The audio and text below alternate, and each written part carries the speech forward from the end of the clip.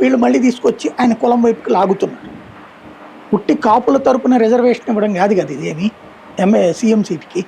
ఆయనే చెప్తున్నాడు 15 ఏళ్ల పాటు సీఎం చంద్రబాబు నేను డిప్యూటీ సీఎం అని. ఎందుకు మధ్యలో వీళ్ళు లాగుతున్నారు అక్కడ దాంట్లో.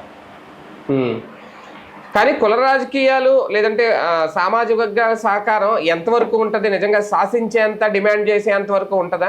ఇలా కూటమిలో ఉన్నప్పుడు పార్టీలు యాక్సెప్ట్ చేస్తాయి ఒకవేళ వాటిని రేపు? వీళ్ళు ప్రచారం పొందేంత వరకు ఎవడు పట్టించుకుంటాడండి? కనీసం డివిజన్ జనసేన నాయకుడు కూడా పట్టించుకోలేదు బేసిక్గా. కాకపోతే వ్యతిరేకించరు, నవ్వుకుంటారు. పోనీలే మనవాడు మాట్లాడుతున్నాడులే అనేసి వ్యతిరేకించరు. పవన్ కళ్యాణ్ గారు ఇట్లా కుల రాజకీయం చేసేవాళ్ళని తిట్టమన్నారు, గుర్తుంది కదా మొన్న.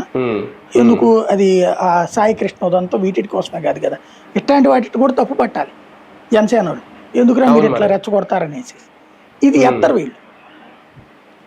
ఎందుకంటే ఆ పోనీలే మనకు వ్యతిరేకమేం కాదు కదా అనుకుంటారు. తప్పు, వీళ్ళే గెలుపుతున్నారు అనవసరంగా.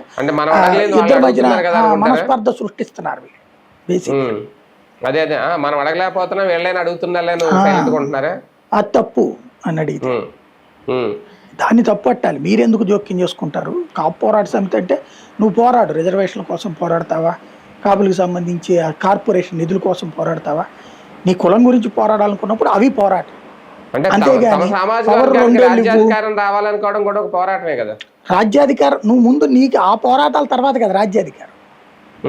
నీ వాడిని బాగు చేసుకున్నాక నువ్వు రాజ్యాధికార పోరాటం చెయ్యి.